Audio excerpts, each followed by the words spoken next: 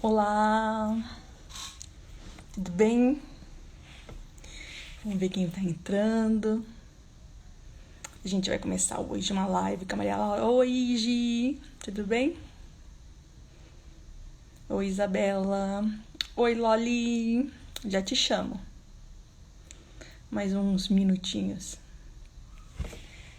Oi, Patrícia. Oi, Vilma. Olá, pessoal. Olá, pessoal do Imaginário das Palavras. Boa noite, Patrícia. Oi, Luísa. Bem, vamos começar aqui hoje. Oi, mãe! Hoje a gente tem um papo muito legal com a Maria Laura. Eu já vou chamá-la. Então, hoje a nossa live chama Livros de Imagem, o que é, onde vive e como se alimenta. Como nos alimenta, né? Esse livro de imagem. E na semana passada eu fiz aqui a minha primeira live e disse que achava que era a primeira e última, né? Primeiro porque eu tenho muita vergonha e tem gente que não acredita, né? E segundo que eu achava que eu não ia conseguir gravar. Oi, Mari. Oi, pessoal que tá entrando. Oi, Helena. E não ia conseguir. Mas a pessoa tem 5 planetas em Gêmeos. Então, assim, é meio mentira, sabe? Diz assim, nunca mais, porque eu adoro conversar. Então, estamos aqui. Tanto estamos que já tem até uma agenda. Então, semana que vem, na quinta-feira, a Patrícia Beraldo, que está aí, vai estar aqui comigo, né? Pra gente, aqui comigo virtualmente, né? Pra gente falar sobre os letramentos literários e os recursos digitais a partir da figura de Dona Benta nos livros do sítio. Na semana seguinte, no dia 23, não vai ser aqui, mas no YouTube, nós vamos, eu, Patrícia e o Magno, que é um grande especialista também, como a Patrícia e Dona Benta, lá no canal do YouTube do GPLIGE, que é o nosso grupo de pesquisa. E ainda vai ter por aqui a Aline Abreu, a Fabiana Prando, a Alexandra Pericão. Então, assim, para quem achava que semana passada ia ser a primeira e última, já tem até agenda, gente. Então, fiquem atentos aí que eu logo eu vou contando as coisas que vão acontecendo. Bem, e qual é a proposta, né, dessas lives? Porque tem tanta coisa legal acontecendo, né? Então, por que mais uma? Eu sempre falo que é muito importante, né, a gente se ler, a gente que pesquisa, que escreve, porque senão fica assim, só aquela coisa da academia, né, entre nós mesmos. Então, eu sou uma grande defensora da divulgação científica. E a gente, quando pensa em livro ilustrado, livro para infâncias, que é um lugar que eu gosto muito, que é um tipo de assunto que muito me interessa, o que a gente nota? Que tem muita coisa sendo dita. Então ninguém consegue falar de tudo, entender tudo. E é muito triste quando se aparentemente domina muita coisa, mas com profundidade de 1,5 palmo, né? Um oceano de 1,5 palmo. Então a ideia aqui é convidar a gente que manja pra caramba. Oi, pessoal da Oficina Cana de Açúcar. Olá, Aline. Olá, Tânia.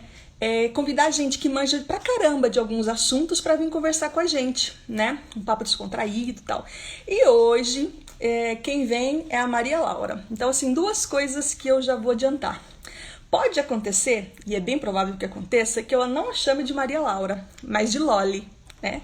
Que é o apelido carinhoso que a família dela a chama, e a gente tem uma amizade já de 1 década, e é assim também que a gente acaba se referindo a ela.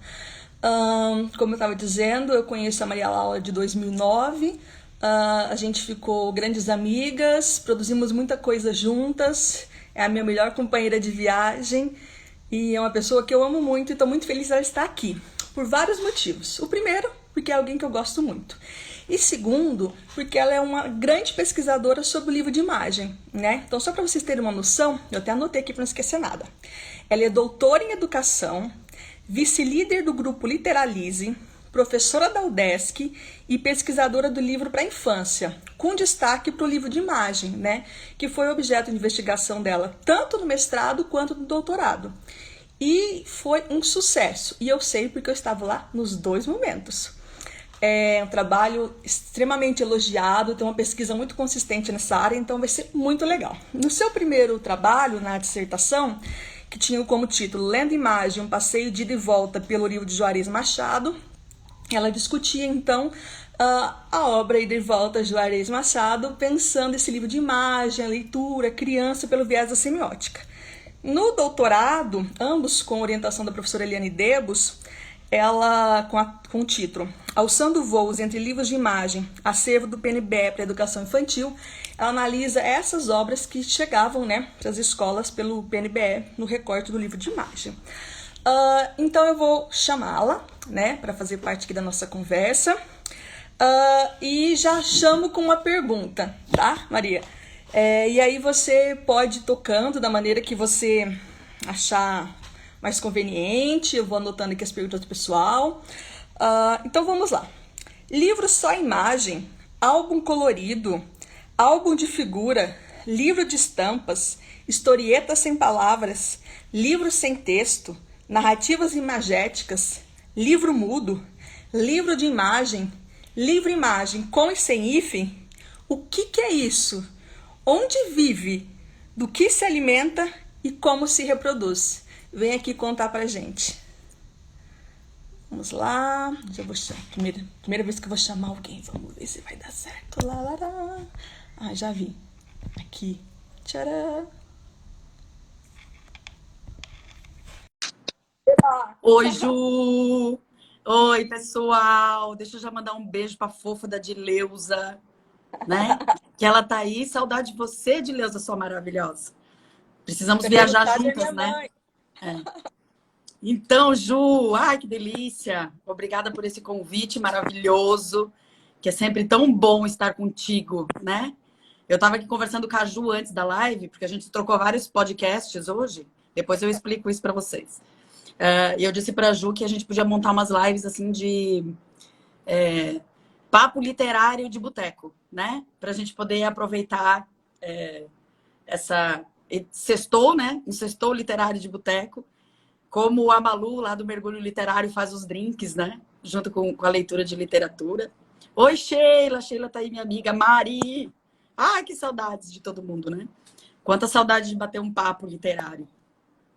E a Ju, realmente, ela me chama de Loli mesmo, porque a Ju é de casa, né? A gente é irmã de pesquisa, a gente viaja junto, a gente faz tudo junto, né? Escreve, pesquisa, pensa livro, pensa tudo. Tua mãe também tá com saudade das nossas viagens. A gente precisa dar uma voltinha de bug por aí, né, Dileuza? E a Ju já me pega assim no pulo, né? Primeiro que eu fiquei emocionada com tanta declaração de amor, já é uma década de amizade, de pesquisa, de pensar parecido, né, Ju? De conversar sobre coisas aleatórias durante o dia e ideias loucas para tese, e perguntar se tem cabimento. Dida, sua linda! E a Dida também é pesquisadora de livro de imagem, ó, tá aí. Tem um monte de gente aí que pesquisa livro de imagem. E é bom, né, a gente se encontrar assim mesmo que longe. Bom, e a Ju me perguntou já sobre como a gente chama esse objeto, né? E daí eu pensei, assim, agora rapidinho, de pensar um pouquinho de como isso chegou, né? Como chegou nessa pesquisa. Quando eu comecei o mestrado, eu queria pesquisar a ilustração de livro para infância e juventude. E quando eu encontrei a primeira vez com a Eliane, que foi minha orientadora de mestrado e doutorado, né? Ela disse, e o que tu acha de pesquisar o livro do Juarez Machado? Eu acho maravilhoso, porque eu já conheci o livro, Juarez Machado é catarinense, né? O Ida e Volta foi o primeiro livro de imagem do Brasil, né? E até hoje ele é publicado, antigamente pela editora Agir, hoje pela Nova Fronteira. Eu descobri há pouco que é a Nova Fronteira que está publicando o livro do Juarez. E comecei a pesquisa, né? E nesse caminho da pesquisa, eu comecei a perceber assim que muita gente antes de mim já tinha falado sobre ele, né? Então a minha pesquisa, que foi pensada pela semiótica, né? Naquele primeiro momento, mas eu precisava descobrir que objeto é esse, o que as pessoas falam disso. E numa busca desinteressada pela internet, eu encontrei uma palestra do Peter, né? Que o Peter fez uma coletânea desses termos usados, que a Ju citou vários aí. E aquilo me intrigou muito mais. E a partir daí, então, eu disse, não, eu vou ampliar isso que o Peter começou, né? E o Peter foi atrás do livro da Nelly Novaes Coelho, outras pesquisas de mestrado antes disso, e ele chegou nesses termos mesmo. Eu deixei até a tabela aberta aqui, ó, né? livro de imagem, livro só imagem, livro imagem com hífen, livro de imagem com legenda, livro de gravuras, livro com gravuras, álbum de figuras, literatura sem palavras, historieta sem palavras, livro sem texto, literatura visual, narrativa visual. Ele tinha catado esse tudo, né? E daí eu fui pesquisar mais e montei, na época da dissertação, um texto que falava sobre o que os teóricos falavam, né? Sobre o livro de imagem.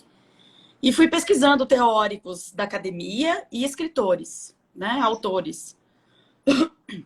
E fomos criando essa possibilidade de tentar denominar esse livro, né? Que muito mais do que um nome, e a Ju compartilha dessa ideia comigo, a gente, muito mais do que a gente ficar patinando, eu acho, na escolha do nome, né? Essa coisa do que é, o que não é a gente trazer esse livro para leitura, né? Levar para a escola, apresentar para os professores, fazer esse livro ser lido. Não adianta a gente ficar na academia borbulhando possibilidades, né? A gente conversa sobre isso também, sobre o livro objeto, né? O livro objeto com hífen e sem hífen. Então, a gente tem esse pensamento parecido que vamos levar esse livro para a escola. De que jeito? Que nome? Não importa. O único nome que a gente não gosta de jeito nenhum é quando chama ele de livro sem texto. E aí livro mudo também. E livro mudo, né? Porque ele pega isso no coração, ele esfria o coraçãozinho. Por quê? Porque ele não é um livro sem texto, né? A gente parte de um pressuposto que a imagem pode ser lida. Que eu leio imagens. Existem autores, inclusive, que trabalham com a ideia de que é necessário um alfabetismo visual para ler as imagens, né? A própria Graça Lima, que é uma autora de literatura infantil para a infância e para a juventude, ela escreve sobre isso, que é necessário uma alfabetização. A ideia de alfabetização parte já da Donis Dondes, né? De pensar assim que existe, sim, uma forma de aprender a ler imagem. E é uma forma de sintaxe mesmo, de pensar, olha, observa isso. Por que essa escolha de cor?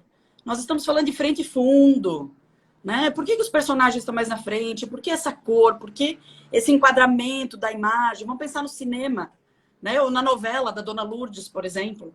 Por que nos momentos mais emocionantes a câmera chega bem pertinho dela? Porque eles querem colocar a gente para debulhar em lágrimas junto, né? Por que nos momentos de final de filme aquela câmera vai se alongando, né? E tu deixa de ser aquele cúmplice da história e passa a ser uma pessoa que observa de longe. Então, por que alguns livros fazem imagem vista de cima, por exemplo? Né? Tem vários, né, que vão mudando essa perspectiva do olhar. Então, a gente precisa aprender a ler isso, né? A gente sempre parte da ideia principal de que literatura é direito humano. Né? Vamos falar do nosso lindo Antônio Cândido. Então, o professor Antônio Cândido diz que nós, enquanto seres humanos, temos o direito inalienável da cultura, em geral. Ele fala da literatura, mas a gente pode expandir isso para tudo, né? E a gente puxa aqui para o nosso ganchinho da literatura para a infância. Toda criança tem direito de ter acesso à cultura. A escola tem obrigação de trazer para as crianças o conhecimento do mundo, né? Para isso que existe. E a gente ainda tem mais outra coisa que é assim, que para mim é muito importante também. Qual é a função de um professor escolher literatura infantil de qualidade, né? É trazer para a criança um olhar sobre o mundo que é diferente do estereótipo da televisão, né? Dos desenhos animados. Então, quando a gente fala desses autores todos, e aqui hoje eu escolhi só autores brasileiros, para dizer, olha, essa bibliodiversidade está aqui. A gente tem autores que estão pensando de maneira diferente, usando técnicas diferentes. E esse livro, ele é um museu de arte, né? O livro é uma obra de arte. Então, a criança chega nesse lugar de acesso à cultura por meio de uma linguagem que lhe é acessível, né? Estou pensando aqui numa criança muito pequena que não lê letras, mas ela lê o mundo, já dizia nosso lindo Paulo Freire, né? Que a leitura do mundo precede a leitura das palavras. Então, a gente está pensando numa criança e num adulto e em gente de qualquer idade que pode pegar um livro desse e ler, né? O que a escola faz?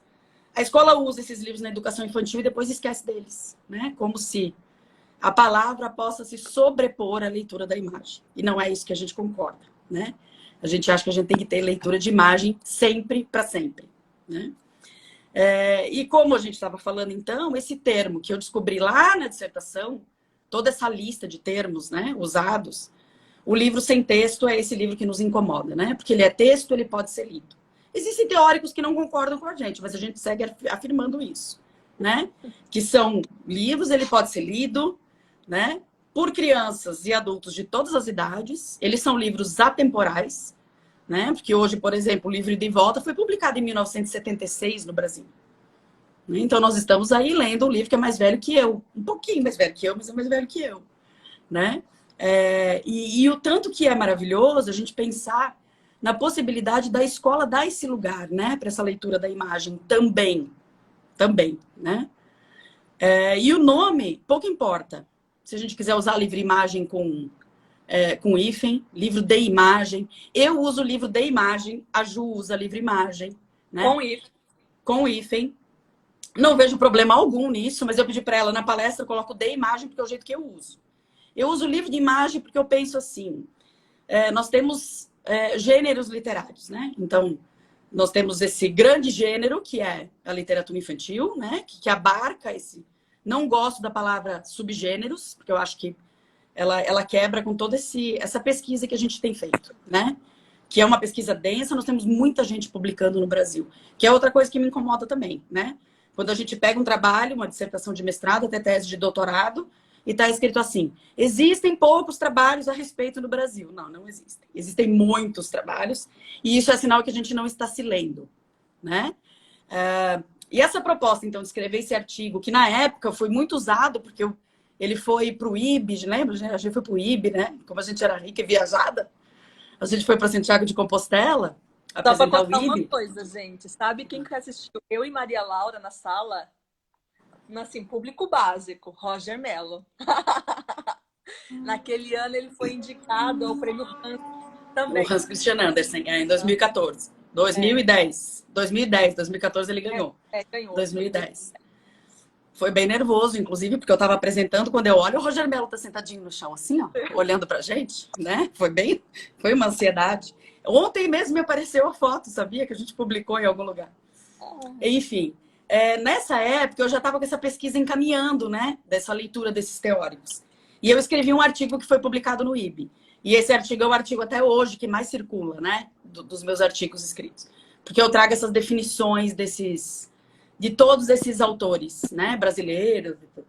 No doutorado eu segui fazendo isso. Porque eu disse, não, eu quero ampliar. Agora eu quero outros livros. E eu segui e acabou virando mais um capítulo de tese sobre isso, né? Mas reafirmo, a gente não precisa escolher um nome só, né? Porque outro dia no nosso grupo Literalize, a gente estava lendo o livro da Cecília Meirelles, que é um problema na educação, na literatura infantil, 1951. E ela já falava do livro com gravura. Lógico, ela achava um absurdo, porque ela achava que a imagem ia se sobressair a palavra, né? Ela achava que não podia ter muita ilustração no livro, que tinha que cuidar essa questão. E é uma ideia também que a gente já sabe que isso muda com o tempo, né? Nós temos hoje uma compreensão desse objeto livro, né? Enquanto essa conversa de linguagens, né? Então, nós temos aí o texto verbal, que é a palavra. Nós temos esse texto imagético, que o Luiz Girão chama de texto pictórico. Vocês estão vendo? A gente está falando quase da mesma coisa, né?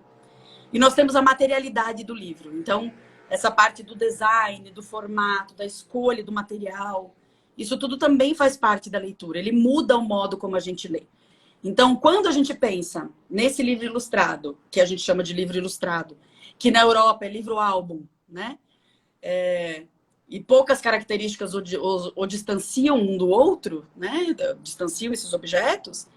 É lógico que esse pensamento da Cecília Meirelles, que diz que muita ilustração quebra a imaginação, né? A gente já sabe que isso não é assim, que hoje em dia a gente quer muita ilustração. Um livro com muito texto imagético e pictórico para que as crianças e adultos e todo mundo possa ler, né? Tô indo, Ju. Tu me avisa que eu me empolgo, né? Tô empolgadíssima. Então, quando a gente pensa nesse lugar da escola, e eu falo muito do lugar da escola mesmo, porque sou professora de pedagogia, né? De pensar esse lugar da escola como esse lugar de excelência, para que a criança tenha contato com esse material, né? Então, a criança tem um contato com um livro literário, eu tenho que proporcionar boas escolhas para ela, né? Que nós temos aí, por exemplo, a gente não tem como deixar de falar, né? Nas políticas públicas de leitura. Então, vamos pensar na escola pública. O que chega para a criança da escola pública? Nós tivemos durante muitos anos, de 1997 até 2014, um programa que se chamou PNBE, Programa Nacional da Biblioteca na Escola, que foi um programa de política pública de leitura que tinha uma curadoria maravilhosa, os acervos foram aumentando e muitas das bibliotecas do Brasil todo se formaram a partir desse programa, né? O programa foi cancelado em 2015, foi suspenso em 2015 e cancelado em 2016. Aí depois nós entramos no PNLD literário, né? Porque ele já complica. Porque PNLD é o programa do livro didático. PNLD literário significa que o livro literário está vinculado ao livro didático, né? E não é isso que a gente pensa. Esse programa, então, define que as crianças vão ter acesso a livros que são do mesmo tamanho, que têm o mesmo tipo de página, a mesma quantidade de páginas, o mesmo tanto de texto escrito por ilustração, temáticas de acordo com a BNCC, né? E temáticas escolhidas. Então, aí entra o nosso medo desses livros de escolha por temática, porque vão acontecer essas compras de livro por encomenda, né? Ai, vamos escrever sobre bullying, vamos esquecer sobre racismo. E daí aparecem umas coisas absurdas que a gente tem contato, né? Como, por exemplo, um livro que eu peguei outro dia desses e tinha uma ideia explícita de racismo reverso, né? Um livro escrito por uma professora da cidade de Blumenau, uma professora loira, que ela acredita que existe racismo reverso, porque ela escreveu um livro sobre isso, né? E o livro está circulando porque as escolas compraram. E é esse tipo de livro que vai chegar nesses programas, né? Feito por encomenda, por temática. E, além disso, nós tivemos um outro também, porque nós tivemos a Política Nacional de Alfabetização. E, a partir dessa política, no ano passado, surgiu um programa que se chama Conta Pra Mim. Esse programa Conta Pra Mim, ele surge sem edital, sem escolha das editoras. As editoras não puderam enviar seus livros para escolha. O governo, a Secretaria de Alfabetização, lança esse programa com esses livros em PDF, né? Então, vamos imaginar o contato da criança com o livro. Todos os livros são ilustrados pela mesma ilustradora. Todos os livros da coleção que estão lá no site para baixar ou para imprimir, né? Todos os livros têm o mesmo formato, a mesma estrutura de capa, o mesmo tipo de personagens. A temática, por exemplo, étnico-racial que tem é um livro que tem uma menina negra e o tema do livro é micróbios. Eu disse, poxa, a gente está lutando contra isso faz tanto tempo, né? Se a gente vai falar de uma literatura antirracista, a gente precisa de um personagem, de uma temática que traga essas questões de forma mais poética, né? Eu não vou colocar uma personagem negra falando de micróbios. O que é isso? A vida inteira foi falado isso, né? E nessa coleção também tem livro de imagem. E os livros de imagem são, o que a gente pode dizer? Toscos, né? Porque uma das histórias é uma família pendurando roupa no varal, voa um negócio no varal, ele sobe na escada, o pai maravilhoso pega a roupa no varal e desce e a história acaba, né? Mostrando esse personagem. Sempre do mesmo jeito, com o mesmo tipo de roupa, as mulheres sendo apresentadas para as crianças do mesmo jeito. E outro dia eu assisti uma palestra da professora Maria do Rosário Mortati, e ela fala sobre a Política Nacional de Alfabetização, e ela diz que isso aí é um plano de nação, né? Que toda essa política de alfabetização com esses livros do Conta Pra Mim é um plano de nação. Para dizer assim para o menino lá da escola pública, dizer, olha, o que você pode é isso aí, ó. O teu direito de ter acesso é isso aí, ó. Isso aí que tu pode ver. Isso aqui tu não pode ver, mas aquilo lá tu pode, né? É um projeto de nação, né? É um projeto a quem interessa mostrar livros desse tipo para as crianças, né? Não dá acesso a um livro de qualidade com uma... Não estou dizendo que a ilustração da menina é horrível, até mas não só isso. Eu estou dizendo que é tudo igual, né? Não existe uma bibliodiversidade como tinha no PNBE, né? Ju, eu vou parar de falar que tu quer fazer perguntas, né? Pode falar. Não, aqui pontuando, né, principalmente a questão da tributação dos livros, refletindo junto com você, colocando algumas coisas. A Gi fez um comentário, imagine o Bárbaro em formato normal, né, assim, tradicional, convencional, o quanto que se perde. Eu acho que muitas vezes a gente se pega nessa coisa, mas o que é livro de qualidade, né? Olha para o programa, olha para o livro e fala assim, mas qual que é o problema disso? Acho que uma maneira assim bem rasa, bem simplória da gente pensar o que seria um livro de baixa potência, né? Ou ali tosco, como a gente falou, é pensar na ilustração que é estereotipada, né? Pensar, por exemplo, a Loli, ela contou pra gente a narrativa, né? O pai, menina, foi lá, pegou, acabou. Quer dizer, eu preciso ler esse livro? Ela já me contou, já sei o que acontece. Quais outras interpretações eu tenho se eu pegar esse livro amanhã, né? Então a gente observa um pouco dessa qualidade ou dessa questão estética, dessa obra pura significativa, dessa característica como fenômeno de linguagem, né? Enquanto literatura, dessa possibilidade vou dizer, se atualizar sempre. Pegar esse livro do Juarez, né? Cada vez que se lê, o livro é mais velho, como você disse, mais velho que a gente, mas tem uma possibilidade, né, de ampliar a camada. E aqui a gente tem o último comentário, né, da Aldenor, ela diz assim, que esses livros eles têm uma padronização do pensamento, da construção de imagens e representações sociais do mundo, né? Então, modelo de família. E aí eu gostaria de te provocar, Loli. Então, se a gente coloca que esses livros e esses programas, eles... o que tem, então, na nossa produção editorial, né, brasileira, tão potente quando a gente pensa no livro de imagem? O que você pode contar pra gente? Conta pra Então, mim. Ju, tem muita... Ai, que horror! Ai, que horror! Vamos lá. Olha o Zé, que lindo! Zé, que saudade de você! O Zé trabalhou comigo num projeto muito bacana. Se der tempo, depois eu conto. Então, o Brasil tem uma produção profícua, né? De livro literário no geral para criança. Então, nós temos aí autores premiados com o prêmio Hans Christian Andersen. Né? A gente já começa por aí. O prêmio Hans Christian Andersen, para quem nunca ouviu falar, é um prêmio que é um prêmio Nobel da literatura. Então, ele é através do IB, né? Uma associação internacional que surgiu após a Segunda Guerra, né, para montar bibliotecas para as crianças. E é esse órgão internacional que recebe, por exemplo, todas as publicações dos países que são conveniados, né? O Brasil faz parte do IB, por meio da Fundação Nacional do Livro Infantil e Juvenil, né, que é no Rio de Janeiro, coordenada pela Elizabeth Serra. E o Brasil, então, tem escritores premiados no Hans Christian Andersen. É um dos únicos países que tem os escritores premiados na quantidade que tem. Então, nós temos Ana Maria Machado, né, que todo mundo conhece, Ana Maria Machado. Nós temos Lígia Bojunga, que é uma das nossas favoritas da vida, né? A Lígia Bojunga se dedica a essa literatura mais juvenil, para a juventude, com esses temas doloridos, né?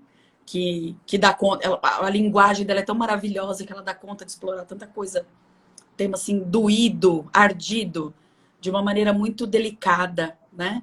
E a gente gosta muito, eu e a Ju, do Sapato de Salto, que é um livro dela, aconselho todo mundo a ler, né? E Oi, Edith! Oi, Edith! Uma coisa que é legal a gente pontuar, que nós estamos falando de premiados, mas em todas as edições nós temos autores e ilustradores indicados. A Ângela Lago, por exemplo, ela foi indicada 3 vezes, né? Nunca ganhou, mas foi indicada. Então, assim, a gente tem uma presença muito maçante em cada uma das edições, com 2, 3 nomes sempre. Né? Então, assim, e o último deles foi o Roger Mello, né? Então, o Roger Mello, em 2014, ganha esse prêmio pelo seu conjunto, né? De textos, de escritos e ilustrados. E o Roger, hoje, é um dos nossos autores mais importantes, assim, conhecidos mundialmente. Além disso, nós temos outras premiações. O Brasil tem muitos órgãos e grupos de pesquisa que se dedicam a premiar. Então, saiu essa semana passada o selo da Cátedra Unesco, só tem livro bom. Nós temos os prêmios da Finilige, nós temos a lista da revista Crescer, nós temos... Aqui tem um montão dessas maravilhosas, das nossas blogueiras literárias, né? Que estão ali indicando o livro, sabe? Apresentando para as pessoas. E essa publicação brasileira, eu percebo nos últimos anos, especialmente, sem o programa do governo, os livros de imagem reduziram um pouquinho, né? Em quantidade de publicação. Por quê? As editoras sempre tiveram esse contato com essa... Não é um contato, né? Elas se beneficiavam dessas compras de governo, né? Porque era muito livro, era muito livro. E o governo anteriormente estabelecia essas categorias, né? Então, o livro, histórias narrativas em prosa, narrativas em verso, livros de imagem, livro brinquedo para educação infantil e assim por diante. Então, o livro de imagem ele precisava estar garantido nessa compra de governo, né? Nesses editais que eram abertos para as editoras. Então, nessa época, tinha mais livro. Ultimamente, eu tenho percebido que tem menos, né? E algumas coisas vindo importadas e tudo mais. E o que é Mas aí legal eu é... escolhi aqui... Desculpa. Fala, amor, fala.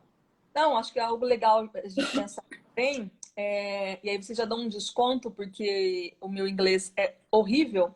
Mas nós temos vários prêmios. Por exemplo, nós temos o prêmio Alma, né, da Suécia, em que o Roger e tantos outros são indicados praticamente todos os anos. A Lígia Bojunga já ganhou. Nós temos o Hans, né, da Dinamarca. Nós temos o prêmio Ibero-Americano, SM de Literatura Infantil, na Espanha. Nós temos, cuidado com o inglês aí, né? The Right to Ravens, na Alemanha. Nós temos a Bienal de Bratislava, que tivemos... Bratislava, Guilherme Karsten, catarinense, levou o selo dourado no ano passado. Ano retrasado. Ano passado. A Angela Lago, um monte de gente também. Prêmio Jabuti, tem o prêmio Barco a Vapor, nós temos o prêmio da Associação dos Escritores e Ilustradores de Literatura Infantil. Então, assim... A Elige, que saiu agora, né? Nós temos vários livros muito bons indicados, e até já vou falar da minha amiga Carol, não sei nem se ela tá aí, eu nem vi se ela entrou. A Carol Carvalho fez um livro maravilhoso, que é um livro objeto, que se chama Passarinhos, e é um livro que ele tem uma fonte que é destinada para crianças com dislexia. O livro é lindo pela editora Letria. Nós temos o livro do Cláudio Fragata, que é da Letria também, que ele se transforma numa casa. Tu já recebeu esse, Ju? Então não, você abre as guardas do livro, né? As orelhas do livro e vira uma casa, o livro dentro, o livro casa. Né? Essas metáforas que a gente gosta tanto. Mas daí eu pensei... Para pensar nisso, então era para dizer que a gente tem um monte de prêmios e a gente está pimpando Brasil... dentro do Brasil e fora do Brasil. Então, a nossa produção é muito boa. Isso precisa ser prestigiada. Agora, conta para mim os... E além disso, também nós temos a Feira de Bolonha, né? Sim. A Feira de Bolonha, que acontece anualmente. O ano passado, acho que não aconteceu, não, né? Já não sei mais. Essa pandemia me perdeu toda a lógica. Que não aconteceu. Mas é a Feira de Bolonha, então... E os livros brasileiros são muito procurados para tradução, né? Nós temos vários autores traduzidos fora do Brasil. E daí eu pensei, a Ju me disse assim... Escolhe os 5 livros que tu mais gosta. Se não mais gosta, não dá não, Ju. A gente escolhe 5 para apresentar, mas não tem assim mais gosta, né? E daí eu comecei pensando pelo meu, que é o meu livro de afeto, né? Esse que é o Ida e Volta, que é o livro do Juarez Machado. Então, se vocês observarem, olha aqui, a minha versão agora não tem mais, tá? Mas ele tinha, ó. O melhor livro sem texto. Essa etiqueta... É o prêmio da Finilige. Ele era, algum tempo atrás, denominado de o melhor livro sem texto. Né? Hoje em dia já é o melhor livro de imagem, mas ele era o melhor livro sem texto. Então, o Juarez Machado, que já na década de 60 era conhecido, década de 70, desculpa, conhecido por ele é um artista plástico. Ju, tá tudo bem aí? Tu travou, né? Um artista plástico, que é catarinense de Joinville.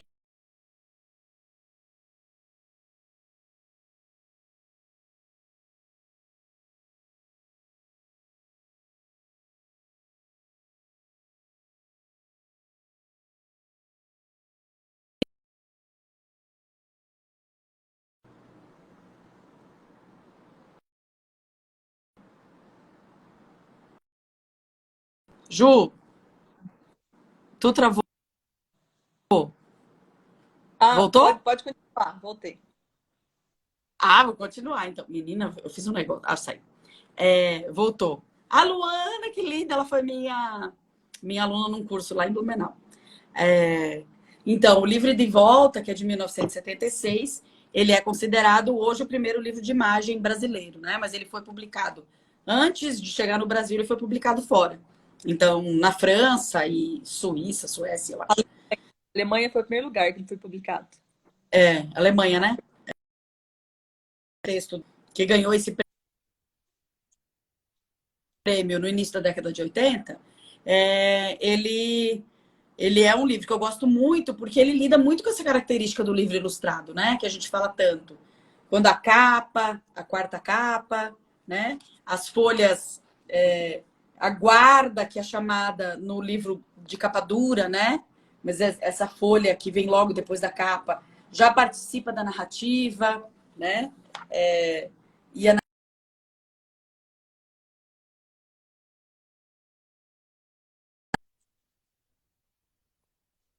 realizando ações durante essa passagem pelo tempo e pelo espaço, né? E a gente reconhece essa possibilidade dessa caminhada, né? Desse trajeto.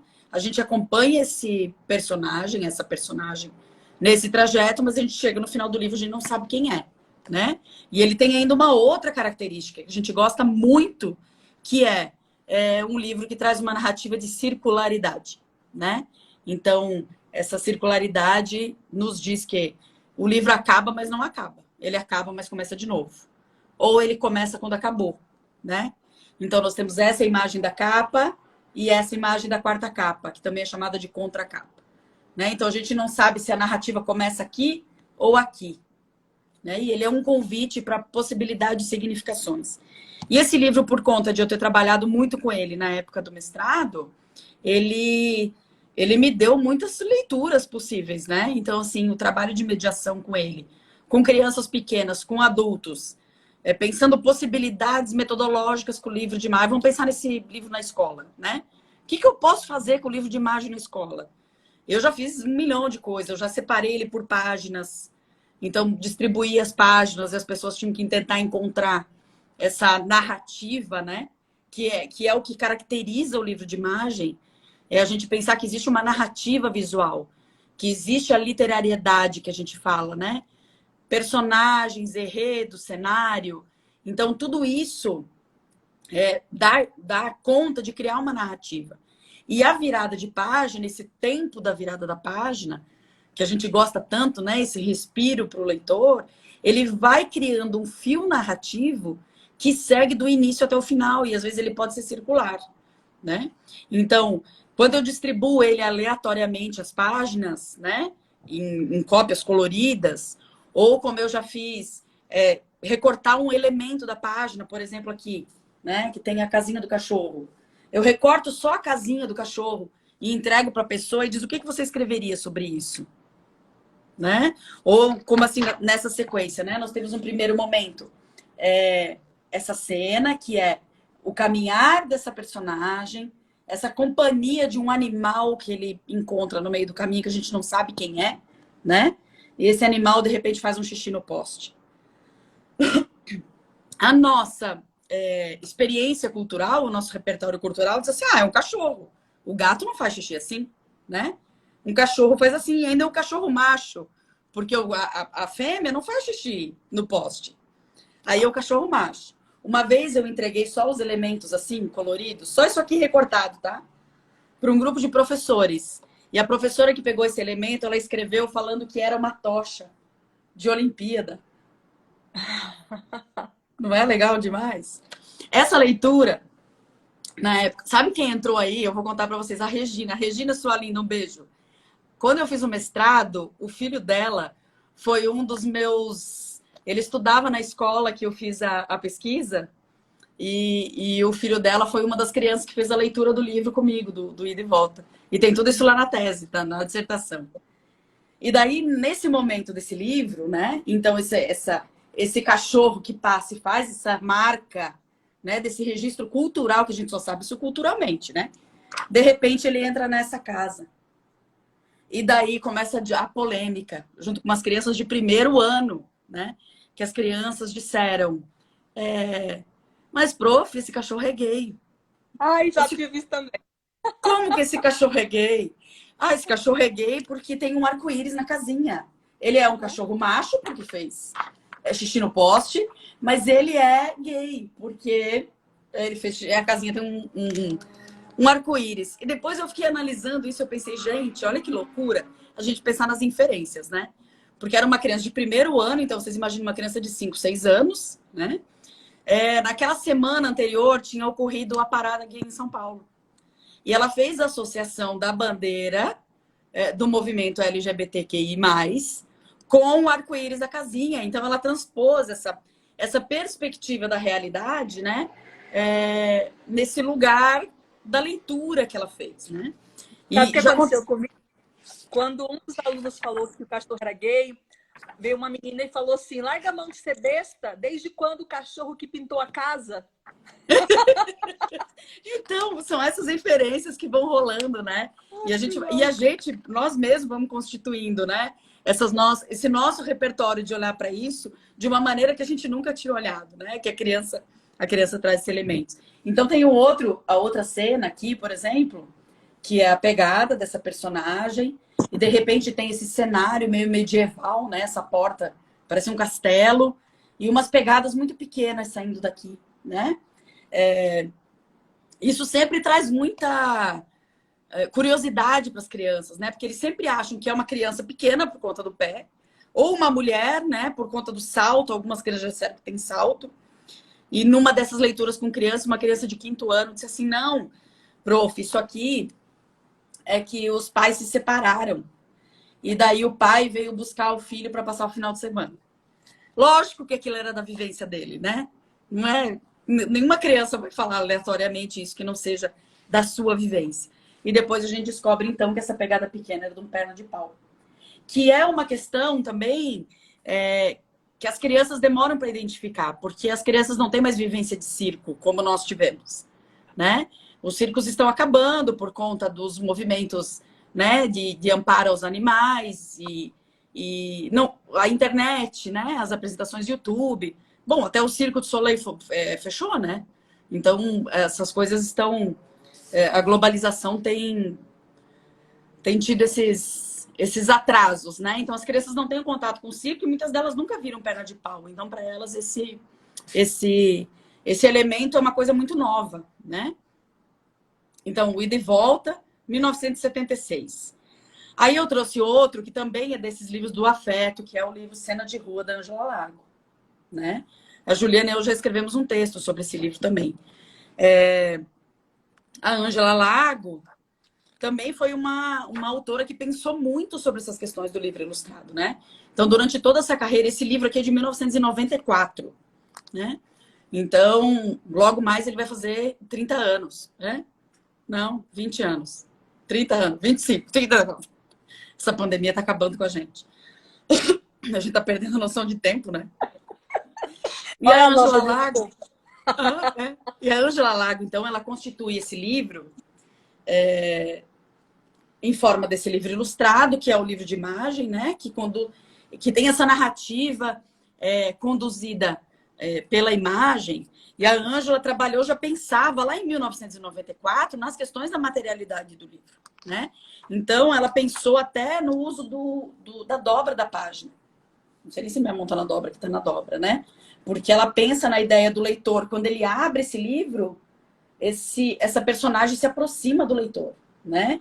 Então, existe uma quebra aqui, que se a gente abrir mesmo, o pescoço desse menino tá muito engraçado, né? Mas ele funciona para essa ideia desse movimento que é aberto em cada uma das páginas, né? Essa aproximação e afastamento. Que é por isso que eu falo da alfabetização visual, né? De pensar assim, por que ela usa uma linguagem cinematográfica, né? De pensar cinema. Vamos falar de cinema de zoom in, zoom out, né? Porque essa ideia de aproxima o olhar do leitor. Essa aproximação do olhar do leitor, ele dá condição para que eu me sinta cúmplice dessa narrativa, né? Quer dizer que, poxa, eu tô junto na cena com esse menino. E esse livro é um livro muito dolorido, né? Ele é um livro que fala de uma criança em situação de rua, que a gente não via fazia muito tempo e agora a gente está vendo novamente, né?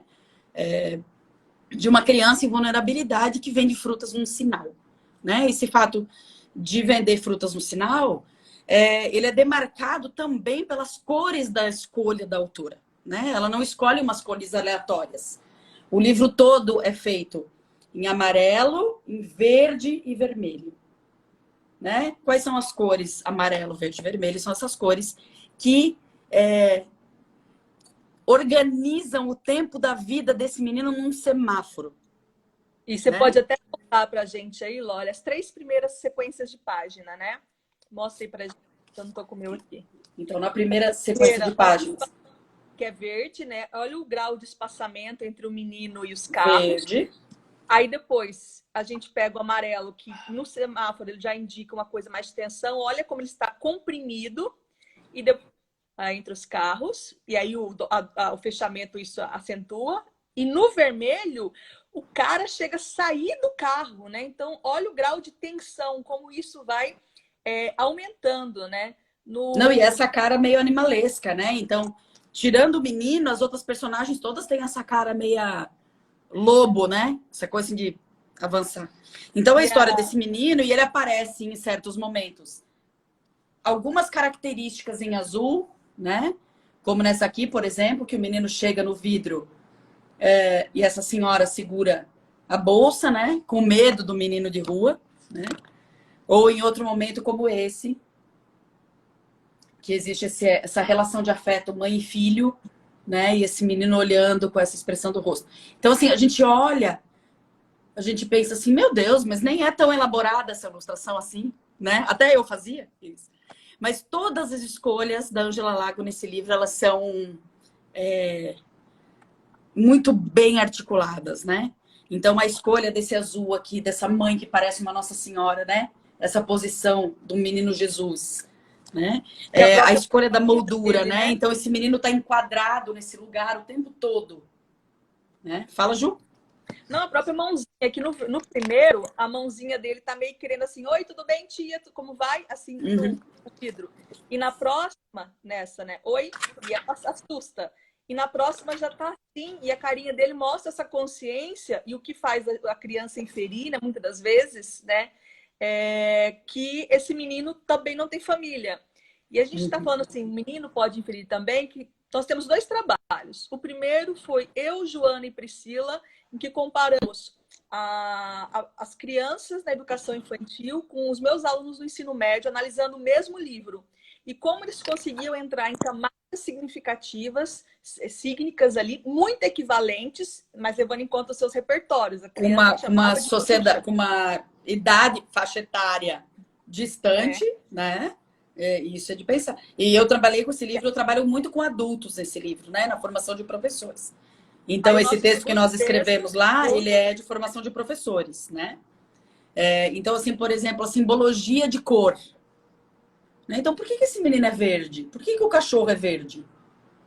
Por que esse menino verde de fome tá sentado na frente de uma loja de bolos, comendo uma das suas frutas que ele ia vender? Por que o cachorro será que é verde junto com o menino? Verde de fome, verde de esperança? Pode ser uma porção de coisa, né?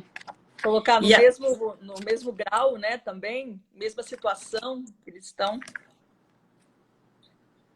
E daí, de repente, ele só é percebido pelos outros quando ele rouba uma caixa de presente. E ao abrir essa caixa de presente, só spoilers hoje, né? Ele encontra novamente as frutas que designam toda a narrativa, né? Nessas cores. E a história começa novamente. Então, assim como ida e volta, também essa história cíclica, né? Que a gente pode fazer Oi, Ana! Oi, Ana aí. Essa discussão que a gente pode fazer meio sobre essa questão de apresentar para o outro, né? A condição de humanização, que tanto o Antônio Cândido fala, né? Eu me humanizo sabendo que existe um menino nesse lugar, né? Eu me coloco com ele. E eu vou te dizer, minha experiência com cena de rua eu tenho feito com adultos, quando a presencial, né? Aquela coisa que a gente tinha ao ano passado. Essa leitura desse livro, eu apago as luzes e eu não falo nada. E eu vou percorrendo as páginas, porque isso é da lógica metodológica do livro de imagem. Eu não preciso contar sempre, né? Eu não preciso apontar sempre o que é para ver. Também posso, né? Um livro como o livro de Ida e Volta, ele te possibilita jogar questões no ar, né? provoca o olhar para aquele lugar. Olha isso! Vocês estão vendo isso? O que vocês acham disso? O livro Cera de Rua não precisa. Ele é um livro que tu pode deixar ele por ele mesmo, né? E ele é sempre muito emocionante. Os adultos se emocionam muito. Eu queria trazer para a nossa conversa, vou dizer que é uma provocação, mais que uma pergunta.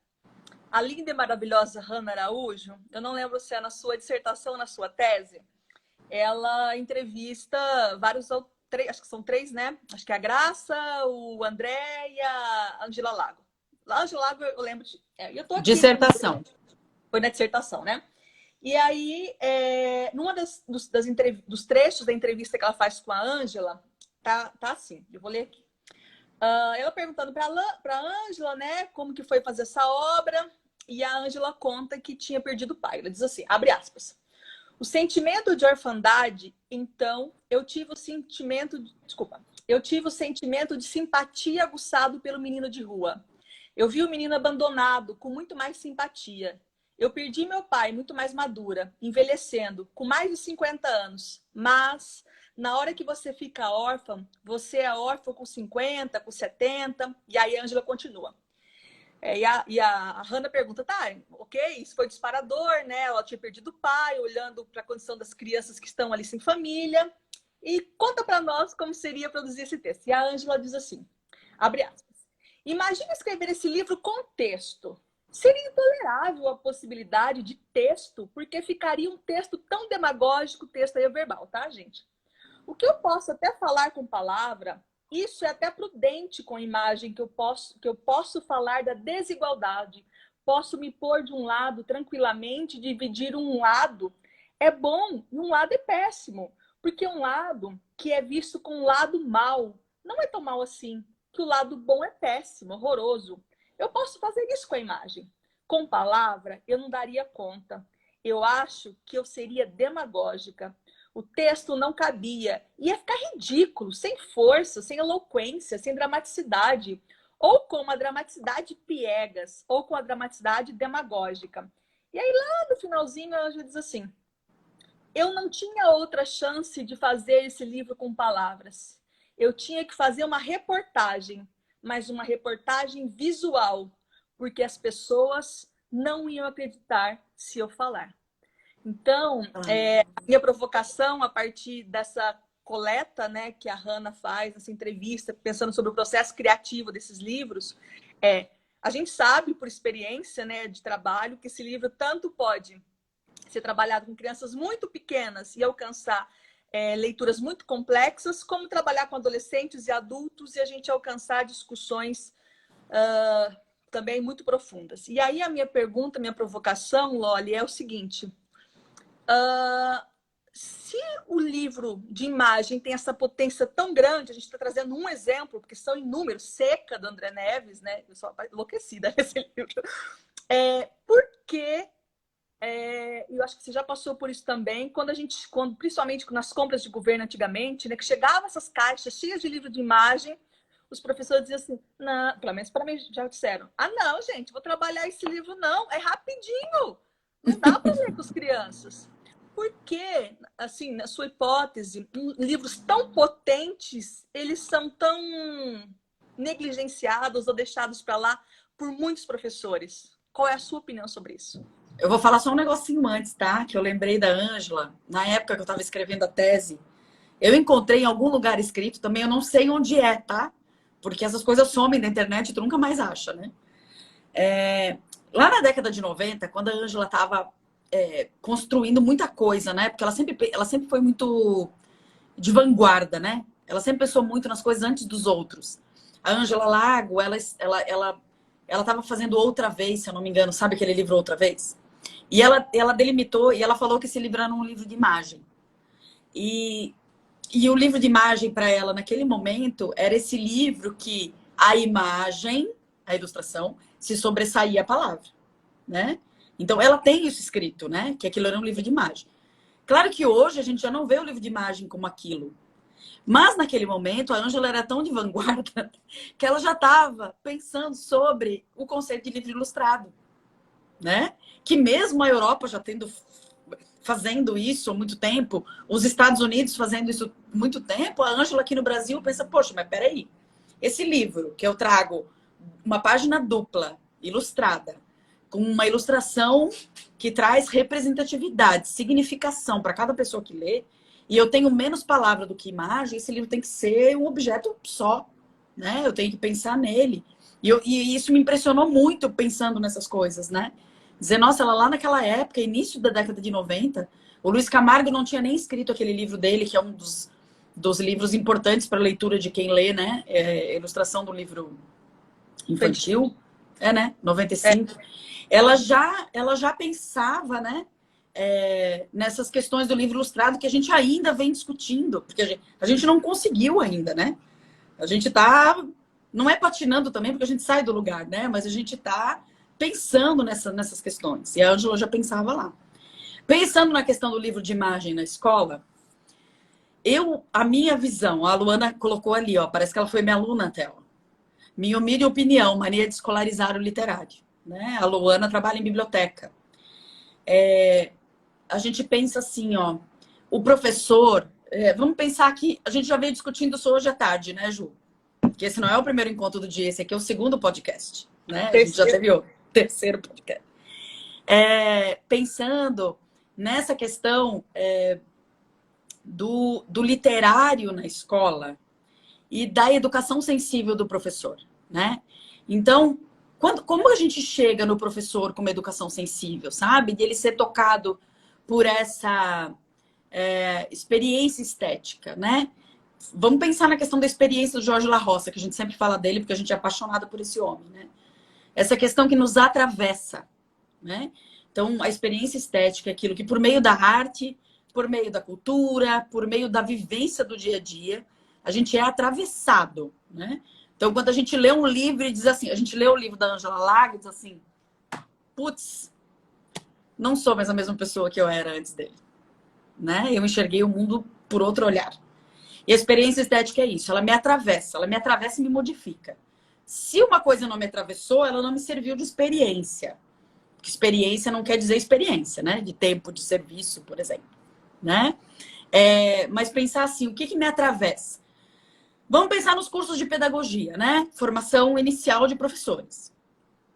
Eu conheço vários cursos que os professores não têm a disciplina de literatura, né? Então, o meu da UDESC, a minha disciplina se chama Leitura e Literatura Infanto-Juvenil. Que até o nome a gente já discute, né? Porque a gente não coloca mais o infantil e o juvenil no mesmo balaio, né? Nós estamos falando de idades muito diferentes. E não que a gente pense em faixa etária, não é isso. A gente está falando de repertório, de interesses, de temáticas, né? A meu ver, o que acontece com o professor é exatamente isso, né? Eu tenho uma ideia de pedagogizar o livro, num mau sentido, né? Porque eu posso usar o livro na escola, mas eu não preciso didatizá-lo, eu não preciso usar ele para trabalhar conteúdo, né? Não preciso trabalhar conteúdo da escola com ele. Nem com pequenos, nem com grandes, nem com ninguém. Mas também eu tenho que lembrar numa coisa que se chama, que Barthes já falava, que se chama o prazer do texto, né? Que são outros podcasts que a gente já fez por aí também. Então, o Barthes, na escrita do seu livro do Prazer do Texto, ele nos fala que existe um tipo de experiência estética, vamos juntar os autores, né? Que nos atravessa e que às vezes ela não é boa. Não é boa no sentido de eu achar, ai, que amorzinho. Ai, que fofo. Não. Um livro do Cena de Rua é uma experiência estética que me derruba. Né? Que me derruba. Ele me atravessa, mas ele me dói. Então, ele não é esse livro que, ai, que fofo, né? O deleite, né? Eu tenho um problema com a palavra deleite também, né? Eu gosto da palavra fruição, porque a fruição te dá condição de pensar nessas possibilidades que o Barthes já colocava lá no Prazer do Texto. Quer dizer, eu me atravesso e esses livros quebram horizontes de expectativa. Então, quando a gente fala em estética da recepção, né? No Yaus e no Iser, isso tudo teoricamente, vamos pensando, né? Como é que esse livro é recebido? Os livros que quebram com essa expectativa, eu estou esperando uma história de um jeito, daqui a pouco, pau, ela quebra. E me desconcerta. Os professores têm muita dificuldade para lidar com isso. E por quê? Porque eles também não têm essa experiência, não estão atravessados por essa experiência sensível que a gente quer, né? Então, quando eu me disponho a dar uma disciplina ou um curso de literatura, a minha ideia é aumentar repertório. Ó, a Carol falou aí, ó, a Carol faz parte do grupo, do Literalize. O professor tem pouco repertório, está mais acostumado a reproduzir do que criar, espera essas receitas prontas, né? Não que isso seja culpa dele, porque nós temos que ver isso num âmbito muito maior, né? Da formação docente, da formação continuada, das políticas públicas, formação para políticas públicas. Então, quando a gente trabalha com o PNBE, por exemplo, os professores nem sabiam da existência desses livros. Porque muitas vezes eles estavam em caixas, as crianças não podiam pegar nos altos das estantes, né? Então, a meu ver, esses livros que são tão potentes, né? Que atravessam essas experiências, que possibilitam essas novas significações, o professor, ele mesmo não dá conta da produção de subjetividade, sabe? Então, assim, porque a gente sabe que uma criança vai pegar. Vou contar um exemplo, tá? O André Neves tem um livro que se chama Brinquedos. O livro Brinquedos, ele é também uma história como cena de rua, dessa história ardida, né? Isso arde na gente. Esse livro conta a narrativa de duas crianças que aparentemente são umas crianças de classe média, que ganham os brinquedos de uma casa, e eles muito rapidamente eles enjoam desses brinquedos, né? Eles enjoando desses brinquedos, o brinquedo vai para o lixo. Ao chegar no lixão, outras crianças encontram crianças que trabalham nesse lugar, né? Encontram, levam para casa, fazem uma renovação nos brinquedos e brincam com os brinquedos. Experiências com educação infantil, né? Primeiro, uma criança negra olha para aquela menina e diz assim, sou eu. Não porque a menina estava no lixão, porque ela não identificou isso. As crianças pequenas não percebem isso, né? A não ser que elas tenham essa vivência. Mas essa menina de pele negra olha para essa menina, essa personagem de pele negra e diz, sou eu. E se coloca como personagem dessa narrativa. E conta, eu tenho isso gravado, ela contando a história da narrativa, né? Quando chega ao final do livro, que essas crianças saem novamente para o lixão, as crianças dizem, nessa mesma leitura, não a mesma, mas outras, olha que legal, eles estão indo lá buscar mais brinquedos. Ai, meu Deus. Entendeu? Pra gente, isso cai por terra, né? Então, dizer, caramba, ele quebra o horizonte de expectativa da prof. Então, ela tá toda animada e a criança fala isso. E daí, como é que tu lida com isso? Isso é subjetivo. Hã? Eu fico feliz que ela pense assim, com tanto otimismo. Porque eu choro quando eu leio esse livro. Dá um desespero. É o pirata que a Joana falava hoje, né? Que bom que as crianças são piratas, né? E desbravam outras questões. Mas é por quê? Porque a criança não tem aquele repertório de vida que a gente tem, de saber que existe um lixão, que existem crianças que trabalham naquele lixão, e que, né? Essas coisas. Mas para ela, a criança estava indo buscar um brinquedo novo no lixão. E a professora, e eu estava junto, e a professora ficou desconcertada. Desconcertada porque ela não conseguiu mais o fio da meada, né? Depois a gente conversou sobre isso. Mas era a ideia assim, ó. Tá, e agora o que eu faço? A criança está dizendo que ela quebrou com a história. O que eu faço? Então, assim, a dificuldade de lidar com esse subjetivo também, né? De tu ter esse...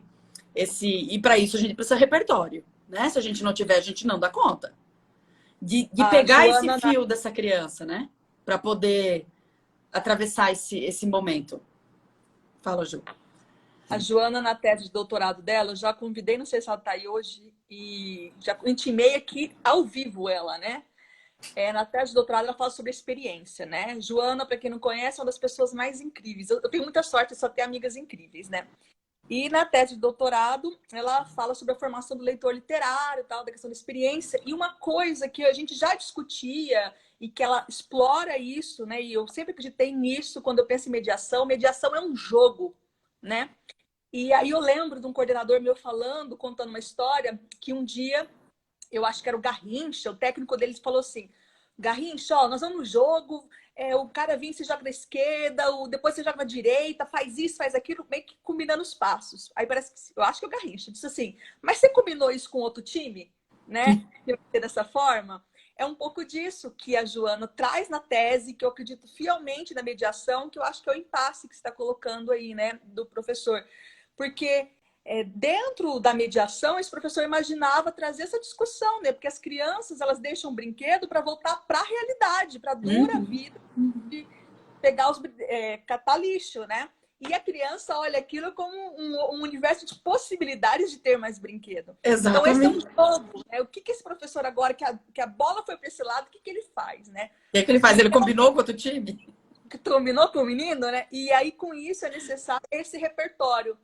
E, na minha opinião, esse repertório só se faz andando, né? Então, a gente só aprende mediando e vendo mediações, né? Selvagem já vem, Rogério. Ah, o Rogério contando. Ele é o Selvagem. Já vou mostrar o Selvagem, Rô. Com os professores, foi uma experiência de encantamento e construção de repertório e da subjetividade. Sem isso, fica difícil mobilizar a potência desse tipo de obra. Rogério também tem uma pesquisa muito interessante e um trabalho muito bonito, que eu acho que é aqui em Cotia ainda, com formação de professores. Rô, eu vou te cantar uma bola, vem um dia conversar com a gente aqui. E aí, Loli, se você quiser já apresentar outros livros, nós temos ainda Selvagem, Bárbaro e o da Graça Lima, que eu esqueci. O Abaré. Abaré. Isso. Né? O Abaré também é um dos livros dos meus afetos, né? Primeiro por ser apaixonada pela Graça Lima, bem que ela podia estar aí, né? Primeiro por ser apaixonada. A Graça é uma professora universitária, autora, né? E a Graça parte da banca de doutorado. Fez parte da minha banca de doutorado, linda, maravilhosa. Só para contar para vocês, a banca dela foi um evento, né? Porque teve o Luiz, esqueci o sobrenome dele? Camargo. Luiz Camargo, que escreveu esse livro que ela falou, o primeiro a discutir sobre o livro infantil, a ilustração. Teve a Célia Belmiro, que eu sou enlouquecida, apaixonada pelo trabalho dela. Teve a Graça Lima. Então, assim, gente, e fora o resto da banca, né? Foi um espetáculo. Ana Elise, né? Ana Elise, ilustradora maravilhosa. Ela tá fazendo um livro com a Eliane, que é uma loucura, tá? Loucura. Vocês vão ver. Então, o Abaré... Por que o Abaré? Eu gosto muito do Abaré, primeiro porque a Graça, né? A Graça Lima, como uma professora de desenho, ela trabalha na Faculdade de Arte da UFRJ, né, no Rio de Janeiro.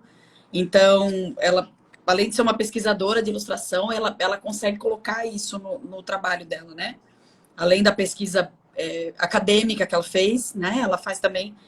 E cada livro da Graça Lima é um evento, né? Porque ela se reconstrói em cada uma dessas narrativas. Então, o Abaré, ele é um livro que eu trabalhei, o meu livro está até judiado, pobrezinho, que nem eu ir de volta, né? Que o Abaré é o livro de imagem que fez parte do acervo do PNBE para Educação Infantil. E ele é um livro de imagem que traz a temática indígena, né? Que também é uma questão que a gente bate na tecla, né? Vamos trazer diversidade para essas produções, né? Nós precisamos trazer essas temáticas étnico-raciais, né? Até porque a gente tem uma lei que garante isso, né? Então, nós temos uma lei brasileira que diz, olha, na escola é obrigado a tratar disso.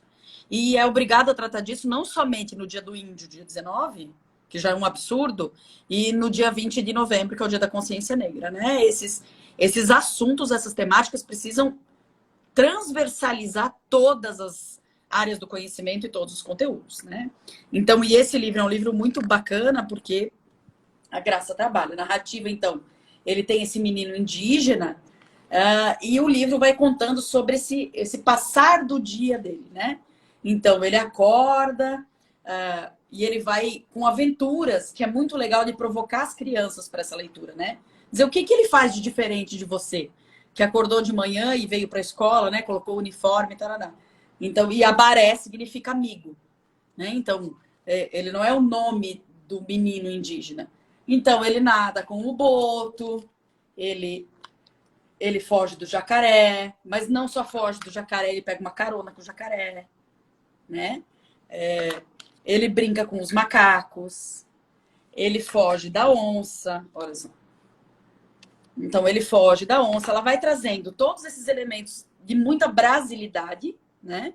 E conta essa narrativa do Abaré. Então, Olha que coisa mais linda isso, gente. Olha essa ilustração, que coisa maravilhosa, né? Esse menino que tem uma rotina muito diferente, né? De uma criança que frequenta a escola e que à noite, então, tem um momento, deixa eu ver, dos pássaros, né? E ele não são pássaros escolhidos aleatoriamente também, né? Porque existe uma pesquisa da autora da escolha desses elementos, né? Então, esse menino que volta para sua comunidade indígena. E o que uma criança faz depois que passa o dia na escola, né? Ela conta para os pais como foi o dia. E esse menino tem um outro jeito de contar, né? Então, essa possibilidade de trazer essas outras temáticas para essa vivência das crianças, que não é uma vivência estereotipada, né? E é uma vivência que mostra para as crianças que existe um lugar, um olhar para o outro lugar, né? Esse olhar para o outro lugar. Aí eu escolhi, Rogério, eu também trouxe o Selvagem, né? Do Roger Mello. Que o Roger tem umas pegadas, assim, com umas cores. Então, ele já traz, né? Nas folhas de guarda e a folha de guarda, né? Todos esses elementos que também fazem parte dessa narrativa. Então, aqui nós temos um álbum, né, de fotografias e cartões postais. A gente não sabe exatamente o que é, né, isso aqui. E de repente aqui, olha ali, a Maria Alice fez um carimbo aqui, ó. 2011. Maria Alice Spengler, 2011. Nesse lugar aqui que tá vazio. Ele não tem uma outra imagem, né? E a história já começa aqui. Quer dizer, eu com o meu olhar sensível, eu preciso olhar para esse lugar. Então, esses elementos que são os paratextos do livro ilustrado, né? A folha de guarda e a guarda também falam da narrativa. Então, esse livro do Roger Mello, que é 2010, então eu trouxe lá para vocês. 1976, 1994, 2000 e... Deixa eu olhar o da Graça, né? 2000 e... O da Graça é 2009. 2009. O Roger, 2010. Então... O elemento, né? As escolhas das cores do Roger, esse traço também, porque o Roger é um outro ilustrador que, assim como a Graça, né? Cada livro dele é diferente, né?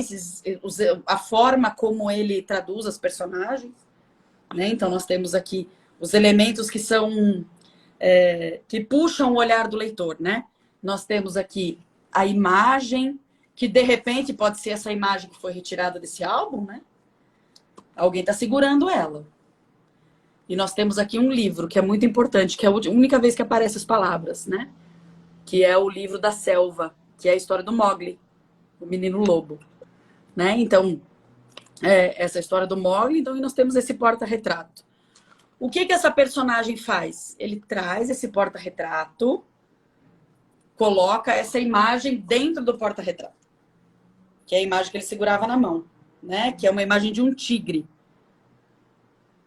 E a partir desse elemento aqui, a história acontece.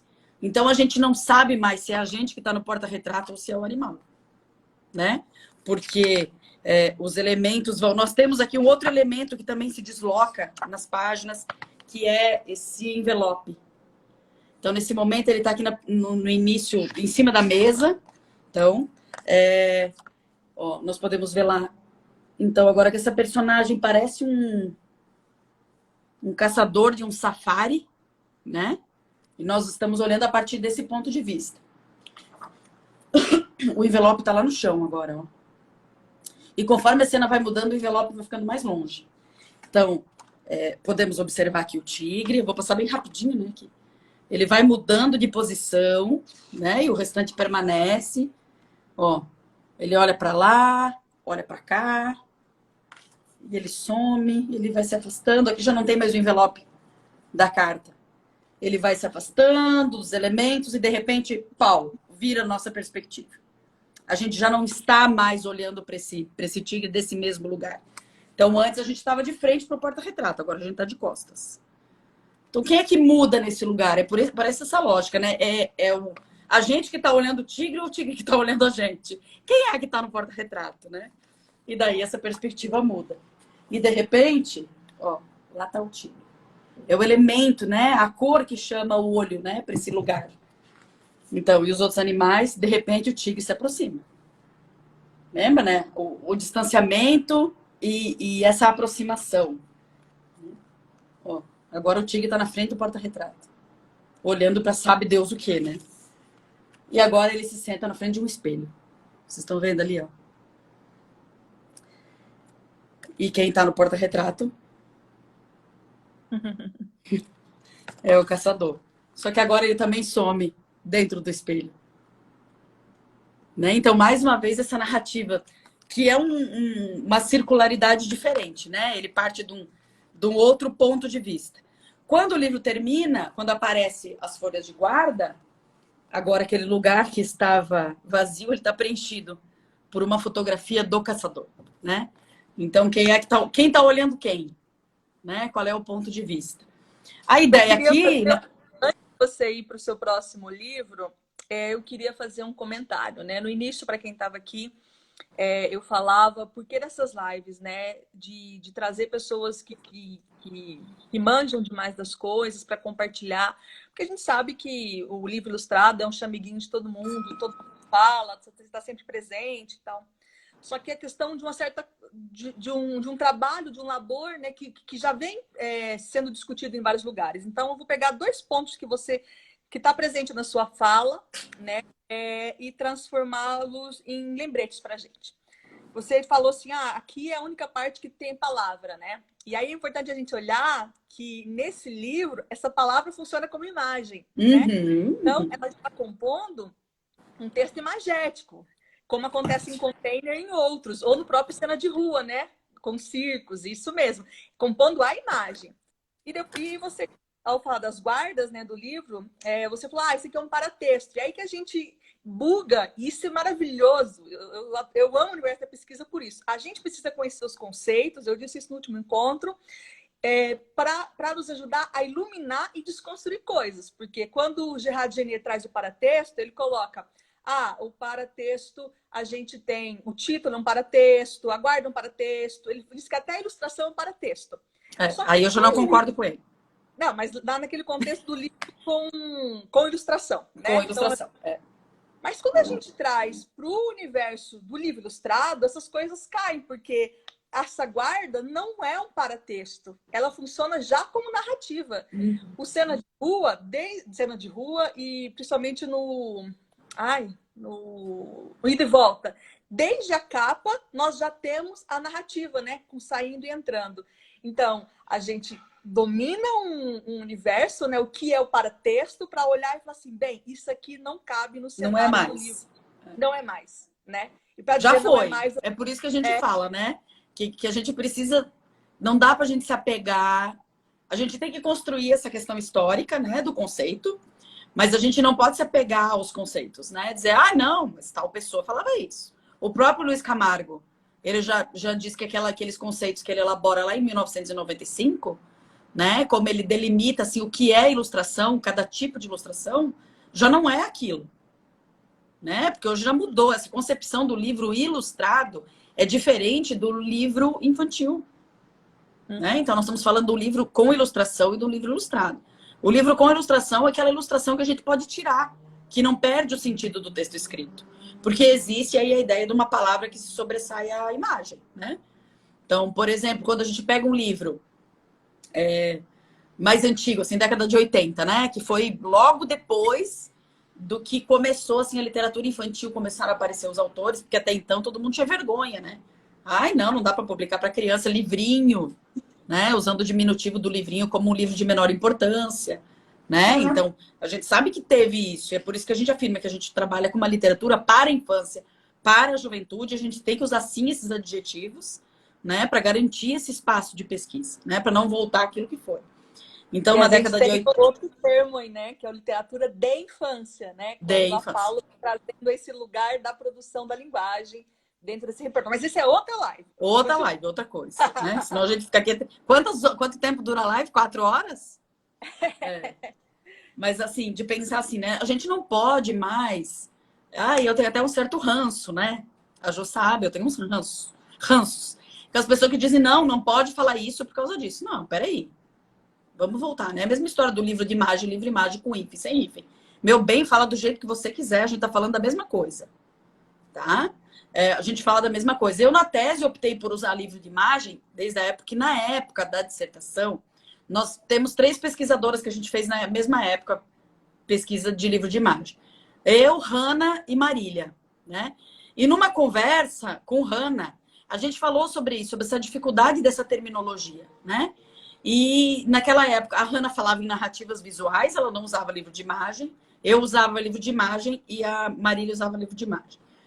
E a gente chegou à conclusão que não tem porquê, né? Não tem porquê a gente ficar batendo nessa tecla, né? Ai, vira aquele... A gente é uma areia movediça, a gente não vai sair do lugar, né? E a academia fica lidando com isso e não chega na escola.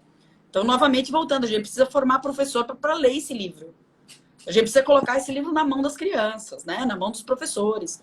Fazer essa criação de repertório. Não adianta a gente ficar clicando, né? Quando a gente escreve o livro objeto, por exemplo. De repente surge uma discussão, diz, mas peraí, é livro objeto com hífen ou é sem hífen? Eu disse, gente, que diferença que vai fazer? Que diferença que vai fazer? Aí o que a gente optou? Na escrita dos autores, a gente manteve como estava e coloca uma nota de rodapé para não...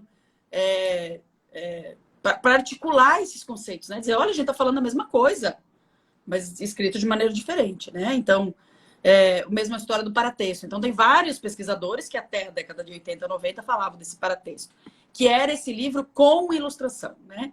Que é esse livro que, se eu tirar a ilustração, a história se mantém por conta da palavra, né? Esse livro se organizava até de maneira diferente, por exemplo, o livro ilustrado, né? Com ilustração. Normalmente se coloca o texto escrito na direita e a ilustração na esquerda. Por quê? Porque eu quero dar mais atenção para o texto escrito do que para a ilustração. Que a hora que eu viro é onde bate o meu olho, né? Hoje em dia, existem pessoas que fazem isso, né? Como, por exemplo, Alexandre Rampazzo. Vários livros do Alexandre são assim. Ele coloca a ilustração e o texto na esquerda. Vocês já perceberam isso? Quer dizer, o olho está aqui nos dois, né? Ele caminha nesses 2 textos. Mas ambos são importantes, né? Mesmo ele tendo esse formato da leitura tradicional, né? Que é a leitura que nós conhecemos, a leitura ocidental, de cima para baixo, da esquerda para a direita. E a imagem quebra com isso, porque ela diz, não, tu pode ler da onde tu quiser. No livro do Roger, por exemplo, é onde ele quer que a gente leia, né? Porque ele usa só aquela cor na imagem. Então, automaticamente, o nosso olho, pá, vai pro tigre. Não importa onde ele esteja, o tamanho que ele esteja dentro da imagem. Mas são escolhas, né? Vou falar do Bárbaro rapidinho, então. Rapidinho, né? Porque, como a Gi falou, né? Imagina um Bárbaro em PDF, né? Não tem como. Olha o formato desse livro, né? Então, nós estamos falando aqui de materialidades. Até a forma como a gente segura na mão, ele fala da leitura do livro ilustrado, né? Pensa numa criança com o livro na mão. Então, esse dia a gente estava falando, por exemplo, do livro com buraco. Aquele livro é lindo, né? Maravilhoso, perfeito. Mas vocês já tentaram colocar na mão de uma criança pequena? Ela não consegue segurar. Porque é um livro pesado, é um livro grande, né? Então, vamos pensar nessa leitura individual, nessa leitura autônoma. Então, o Bárbaro, ele é um livro vertical, ele é um livro prédio, né? Ó, tá aí o livro com buraco. Né? Ele é um livro maravilhoso. A gente brinca, mas tem que ter um adulto junto para manusear. Para criança, vamos pensar num leitor bebê, né? O leitor bebê vai se divertir a beça com esse livro, mas a gente precisa de alguém que coordene, né, essa leitura sensível para ele. Então, o livro Bárbaro, né, do Morricone. O Morricone também conhecido autor, né, que lida com a questão da imagem de maneira maravilhosamente bem. Então, esse livro, ele começa com a chegada... Olha só o espaço em branco da página. Então, isso tudo é uma constituição até de um editor, de um designer e do próprio autor que concebe esse livro como um todo, né? O Alexandre Rampazzo, por exemplo, tem um livro que se chama O Mágico Magnífico, o Eustáquio. Várias páginas do Eustáquio são páginas em branco, que é quando o mágico some e a gente fica esperando ele voltar. A gente vira uma página, a gente vira 2 páginas, a gente vira 3 páginas, em branco. Aí a gente pensa, gente, que loucura, né? E a gente já falava sobre isso, sobre o silêncio da leitura da imagem também, né? Esse descanso para olhar. Então, mas ele é um branco que ele te gera uma ansiedade, porque tu vai virando a página, gente, cadê o Eustáquio? Sumiu o Eustáquio, né? E aqui também, então assim, olha só, a questão da página branca e o elemento aqui de ilustração aqui embaixo, né? Então, mas de repente esse espaço vai sendo ocupado. existe um cavaleiro que salta por entre montanhas, né? E esse cavaleiro também espanta corvos. Esse cavaleiro também, ó, passa por cima de um terreno cheio de cobras e serpentes. E ele enfrenta também uma chuva de flechas, né? Olha a página do livro sendo ocupada, né? E ele também enfrenta ogros. E assim vai. Eu não vou fazer spoiler do livro para vocês comprarem o livro, né? Ajudar os autores, as ilustradoras, né? Tudo isso. Né? Então ele vai passando por todos e agora ele publicou um outro livro retomando essa ilustração, né? Sobre a planta carnívora. Então ele vai enfrentando muitos obstáculos, né? Um guerreiro muito valente, ele não tem medo de nada, né? E uma construção, esse guerreiro segue, de repente ele termina de enfrentar todas essas questões, né? E ele vai mudando a expressão do rosto. Novamente, ele está sozinho nessa página, né? Isso é para a gente ter essa dimensão do tamanho, né? Da perspectiva que eu estou olhando. E ele muda a expressão. Diz, poxa vida, tá triste. E daí aparece, né? E só na última E tem página a uma gente música descobre. ali, né? Hã? Na imagem das mãos tem uma música, né? Que é assim. Oh! E ó. E um breve berro também, né? E por fim, então, a gente descobre que essa mão gigantesca era um pai do menino aos berros e esse menino saiu de um carrossel. Né? Então, isso aqui é um livro para trabalhar com infâncias, né? Porque como uma criança vê o mundo, né? A partir de que olhar essa criança vê o mundo. E as crianças enlouquecem com esse livro, né? Porque elas se colocam nesse lugar. Né? Lembra aquele vídeo que tinha criança na sala? Que ela ia enfrentando os obstáculos, né? Quando pulava de um sofá para o outro. É exatamente isso. Ô, Ju, a gente tá indo no caminho, porque às vezes a gente, né? Nós só estamos assim, meio avançado, como diz lá no interior, avançado na hora, Avançado. mas como tá bom por demais, a gente até esquece disso. Mas não sei se você tem alguma consideração, porque eu tenho uma perguntinha que meio que arremata algumas coisas. Você quer fazer a consideração ou eu faço a perguntinha? Não, já faz a pergunta, já vamos. Então, ó, cena de rua, ida e volta, bárbaro, selvagem. Não que o Abaré não tem, mas esses especificamente.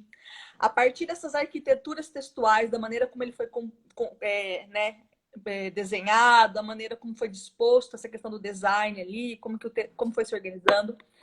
Esses livros convidam os leitores para um olhar de descoberta. Uma palavra que eu amo, todo mundo já ouviu 300 mil vezes, que eu refiro a esse livro da Lúcia, porque eu acho que, não como livro como um todo, mas só essa expressão, só isso que ela disse, para mim já valeu o livro, né?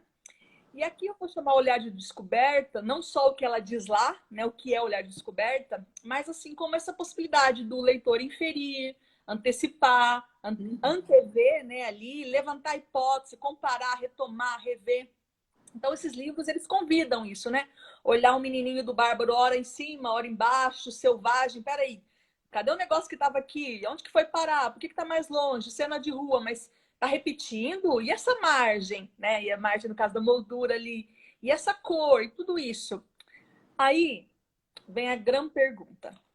Como formar leitores perceptivos, né? Que esse olhar, peraí, opa, tem uma coisa estranha. Olha o que está acontecendo. Que observe, né? Esses recursos linguísticos da linguagem visual que capturem, que consigam reconhecer esses elementos e, a partir desse reconhecimento, construir sentidos, né? Abarcando os efeitos estéticos. Então, a minha pergunta é, bem, eu tenho arquiteturas textuais maravilhosas, livros altamente convidativos, é uma percepção, mas como que eu formo? Eu sei que só isso é uma outra live, né? Mas assim, de maneira pulverizada. Como que eu formo leitores perceptivos? Se você fosse dar uma dica de 1 milhão para alguém que media um livro de imagem, como fomentar esse olhar perceptivo, esse olhar de descoberta? Sem dizer, você percebeu que aquele está embaixo? Você percebeu que aquele está em cima? Como? Ju, são duas palavras. Duas palavras, né? O jogo da mediação, que tu já vinhas falando, né? Constituição de repertório e de experiência. Quanto mais a criança lê, mais ela vai dar conta de perceber essas questões. Quanto mais bons livros eu oferecer, mais ela vai dar conta de perceber essas questões. Quantos mais livros eu, professor, me der a possibilidade de vivenciar a experiência, mais eu vou perceber, porque isso precisa ser muito colocado, né? E eu falo sempre em formação de professores, né? Do mesmo jeito que um médico precisa comprar o seu estetoscópio, né? Quando ele entra na universidade. Do mesmo jeito que um engenheiro tem que comprar os seus esquadros e aquelas coisas de matemática que a gente não entende, né? Do mesmo jeito que um dentista precisa comprar seus instrumentos para fazer uma obturação, o professor, ele precisa ter acervos, né? Eu não posso ficar... Eu sei que é muito importante a questão das políticas públicas, né? Mas eu não posso ficar esperando pelos outros. Então, assim, quando eu dou aula, eu digo assim, gente, essa semana a Ana, lá do Movimento Literário, está com livro em promoção. Gente, olha lá o site da Juliana. Dá uma espiada nas coisas que a Juliana tem lá. Porque ela tem uns livros que a Ana no Movimento Literário não tem. Gente, essa semana tem feira da Unesp. Livros com no mínimo 50% de desconto. Espia lá se o frete está valendo a pena, né? E o professor, por exemplo, na universidade, ele precisa ter repertório, né? Então, é uma das discussões que eu venho tendo esse ano, dizendo assim, poxa, eu dou aula de literatura, né? Eu quero que os meus estudantes de literatura tenham um repertório literário, mas eu estou fazendo aula online. Eu estou fazendo essa aula que não é à distância, porque isso não é à distância também, né? Ele é uma aula remota. Eu estou tentando fazer o meu melhor, eles estão tentando fazer o melhor deles, né? Como é que eu vou criar repertório com os meus estudantes? Eles lá em Florianópolis, lá no Espírito Santo, porque eles estão por todos os lugares. E eu em casa. Como? Infelizmente, a gente tem que dizer para os autores que a gente está usando PDF. E mostrando o livro aqui. Diz, olha esse formato desse livro aqui, ó. Não estou enviando os PDFs para ele, porque isso não. Eu nunca envio. Mas eu tenho os meus PDFs para eu poder passar o livro para eles olhar mais de perto a ilustração. Observe esses elementos. O livro de imagem, às vezes, precisa de provocações. Você está vendo isso? Eu não vou dar resposta. Você está observando tal coisa? O que está acontecendo agora? Eu posso provocar essas inferências, né? A Adriana lá do Instituto Quindim. A Adriana disse que comprou vários na Unesp. Eu nem abri, Adriana, o site, tá? Essa vez eu não abri. Eu deixei ele lá. Eu não vou falar que eu comprei, não, porque o meu marido está assistindo. O Joey está assistindo? Vou falar que eu comprei. Não pode, não. Ela não comprou nadinha, Joey. Nadinha. Nenhum livrinho. Uma coisa que é importante a gente pensar, eu trago isso pensando no livro Objeto, né, que você pontuou que Tostines vende mais porque é fresquinho por vende mais, né? Então, a formação leitora, ela começa nesse exercício que vai alimentando. Mas uma outra coisa aí que você pontua, e a gente fala, o professor precisa ter repertório, ele precisa comprar livro, só que aí a gente olha para um país, né, que não garante, né, não sei qual que é a palavra, um recebimento, um pagamento, um salário justo para o professor, sequer para sobreviver, né? Então ele precisa fazer ali 2, 3 turnos e pegar não sei quantas aulas, não dá tempo nem de ler quando chega em casa, porque tem todos os seus outros compromissos, né? E aí dizer que o quanto a gente muitas vezes faz malabarismos com o pouco que a gente tem. Então, diante de um cenário que nos pegou de imprevistos, e aí a gente fala de materialidade do livro, a gente está discutindo a materialidade enquanto linguagem, e você está distante e o coleguinha não pode pôr a mão no livro. Então, como que você faz isso? Você mostra, e aí você usa como um recurso, por exemplo, o PDF. Em outros tempos, a gente diria, pelo amor de Deus, não usa o PDF, né? Não usa, mas não compartilhando, não desrespeitando os direitos autorais de forma nenhuma, mas assim, o malabarismo que faz. E aí, o professor muitas vezes não consegue comprar, porque não sobra, e o livro não é um objeto barato. Tudo bem que a gente tem algumas feiras, a gente tem algumas coisas, mas não é um incentivo. E agora com a tributação, então, que é outra live para falar sobre isso, mas eu quero dizer assim, a gente precisa criar uma comunidade leitora, né? Quem é o meu coleguinha que mora perto de mim que pode me emprestar esse livro, né? Agora na pandemia isso complica, é outro desafio, mas num As cenário bibliotecas fechadas, né? um cenário regular, né, em que a gente tem o contato, o convívio, o uso das bibliotecas, a partilha, montar um grupo de professores, vão comprar os livros para que a gente possa usar, né? Infelizmente, a gente tem que fazer malabarismo nesse país para dar conta de fazer uma formação com qualidade. Estamos falando aí no momento agora, né, que nós tivemos a declaração de que quem lê é o rico, né? E quem trabalha com a educação sabe que os ricos são os que menos lê, porque senão a gente não estava nesse estado que a gente está, né? Mas a piada foi infame, tá, gente? Pelo amor de Deus. Porque como fez o Facebook agora, precisa de uma legenda. Era ironia, tá? Pelo amor ironia, de Deus. é. Ironia. Então, assim, mas saiu uma declaração porque estão querendo tributar os livros, né? Com a desculpa esfarrapada que quem lê são os ricos, né? E aí basta a gente pegar, né, a pesquisa do ProLivro, essas coisas que a gente vê. Não é bem isso. O próprio Instituto Quindim, ó, terminem aqui, vão lá, eles fizeram uma publicação acerca desses dados, né, da compra do livro. E a gente sabe que não... Vai estar disponível no próprio site, para quem quiser ver todos, né, as informações. Então, eu por vários momentos, assim, eu penso... Oi, Eliane! Por vários momentos eu penso assim, isso é por desconhecimento ou isso é por sadismo, né? A meu ver, é sadismo, isso é sádico, né? É uma contrapolítica, né? Porque não é nenhuma política, uma contrapolítica a favor da cultura, do livro, da escola. Eu acho que o programa Conta Pra Mim tá aí para provar isso, né? Como eu disse no início da live, para quem não estava aí ainda, né? Dessa ideia de pensar assim, de eu fornecer esse livro em PDF dessa qualidade absurda, de horrorosa, né? Com as mesmas ilustrações, os mesmos formatos, a mesma fonte, que é uma das coisas importantes, é só a gente perceber aqui, ó, né? A tipografia. Cada um dos livros usando uma fonte diferente para mostrar aquilo que eu quero mostrar, né? Isso aqui tem a ver com o livro. Ele não é uma escolha aleatória, né? E de repente esses livros aparecem todos com a mesma fonte, todos com a mesma ilustração, todos com a mesma organização de página, né? Com a ilustração em cima e daí aquela mancha gráfica mais clara da ilustração com o texto verbal escrito, com aquela mesma quantidade de palavras, né? A meu ver, isso é sádico, porque é um projeto de nação, como diz a professora Maria do Rosário Mortati, né? Ela diz que é um projeto de nação e está interessando alguém, né? Está interessando que as crianças tenham acesso somente àquilo e não a outras coisas.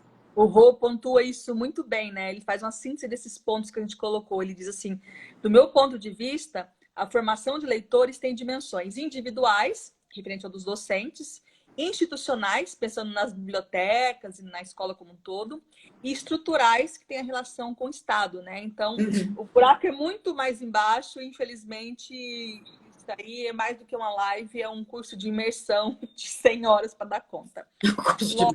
Eu queria convidá-la para despedir, trazer suas últimas palavras. Antes, eu queria agradecê-la imensamente. Primeiro, por ter conversado comigo em 2009, no dia do lançamento do livro da Eliane.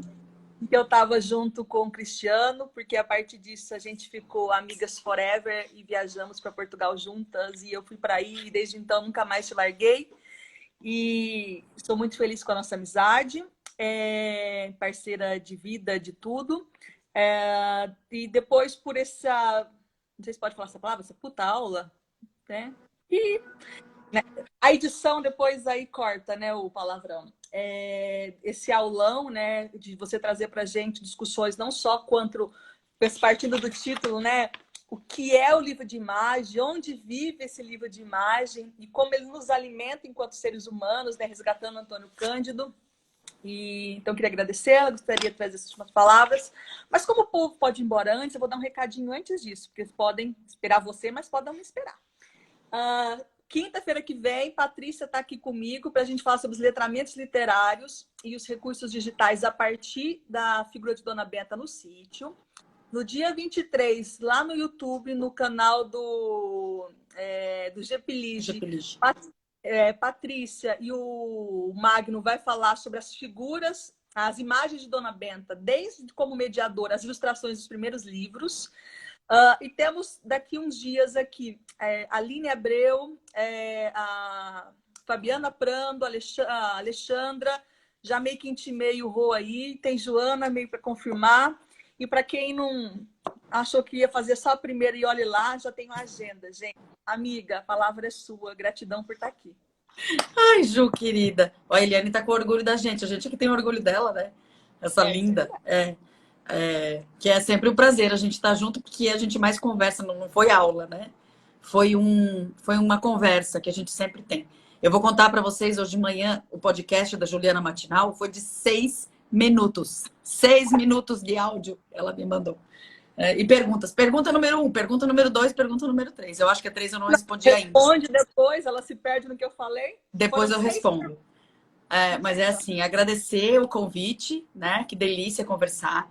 A gente fez há um mês atrás, 2 meses, né?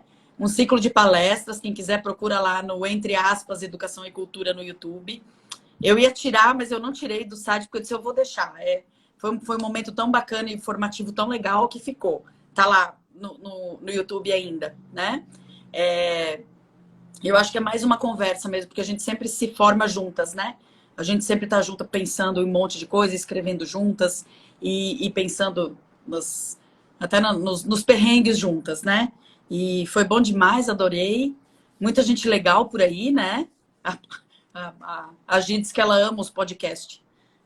Os podcasts da Ju, ela sempre tem um podcast, né? Muitas discussões teóricas e filosóficas. Isso que a gente nem tá bebendo, né? Porque normalmente na mesa de boteco, de final de congresso, as coisas acontecem mais.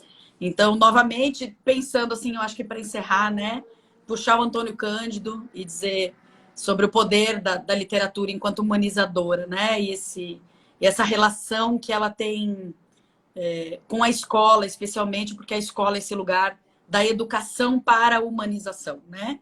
De eu compreender o sentimento do mundo e pensar, assim como Paulo Freire, né? Nessas questões de conhecer o mundo, né? Por meio das imagens, das palavras, do olhar do outro, né? Ver o mundo pelo olhar do outro, entender o meu olhar para o mundo, porque também é importante, né? E pensar nisso, de melhorar o mundo também com empatia e com amorosidade. E assim que a gente faz, né? A gente faz com amorosidade, porque a gente faz quem gosta, né? Um beijo, meu amor. Amo você. Eu agradeço também. E eu acho que eu já sei o nome que eu poderia dar para essa série de lives que a gente está começando. Meio que na Ctrl-C, Ctrl-V do Guimarães Rosa, é junto dos bons que a gente fica dos melhor. Bons que a gente fica melhor. É bem isso. Ai, a Aline tá aí. Beijo, Aline. A Aline tá aí, porque a Aline também ela tem coisas sextas-feiras, todo mundo tem. Né? E a gente... Então a gente ia falar no máximo até as 8h15, estamos até às 8h45. Eu agradeço vocês estarem aqui, Maria Laura, todo mundo que permaneceu firme e forte numa sexta-feira à noite. Foi lindo. Carol perguntou se vai ficar gravado. Né? Assim, tentar a gente tenta, garantir que não tem como, né? Mas na fé. Amor, e amo você, muitíssimo obrigado. Beijo. Boa noite pra todo mundo, valeu estar aqui. Até. A Mariane, a minha aluna tá aí, Meire, beijo pra ti. Mandou beijo. Tchau, Dida. Dida, precisamos de um seminário pra gente se encontrar. A Dida eu não conheço pessoalmente. Eu também não, mas a gente se conhece teoricamente de conversas de podcasts. Beijo, Mari. Beijo. Beijo, Lu. A gente tá muito blogueira. Beijos, pessoas. Beijinhos. Beijo, Carol. Tô aguardando o povo, não vou dizer de sair tudo, né? Mas assim, se despedir, né? Mas a semana passada a gente quase começou outra live depois. Começou outra live? Quase começamos, né? Eu também, prof. Ana Carolina. Beijo, Ana. São as minhas estudantes da UDESC, ó. Ah, então é por isso. Você traz... como chama? O fã-clube. O fã-clube. Obrigado, Tchau, Rô. Rô! Quanto tempo que eu não vejo o Rô também. Abraço, Andréia. Pois é, cadê a Andréia? A Andréia sumiu, não vi mais ela nem no Facebook. Joguei com ela essa semana. Joguei Trickster, da Fabiana Prando, que vem Tá conversar sobrando comigo. tempo, né, bonita? Olha a tese. Olha a tese. Beijo ali. Oi? Tchau, Tchau, mãe. Dileuza! Ela fala tchau pra Laura e não fala tchau pra mim. Gente, que mundo perdido é esse? Tchau, mãe. Tchau, gente. Eu vou desligar. Desliga e Beijo, grava. beijo, Tu beijo, grava, na beijo, hora de beijo. desligar, tu grava. Fé em Deus. Foi. Meu Deus. Beijo. Beijo. Ó, a Ó, o povo Michele. não... Michele vai ser me orientando também. Tem um projeto lindo TCC. Isso? Eu falei? Atrás do fã-clube inteiro. Beijo pra vocês, gente. Até Beijo. mais. Obrigada. Até mais.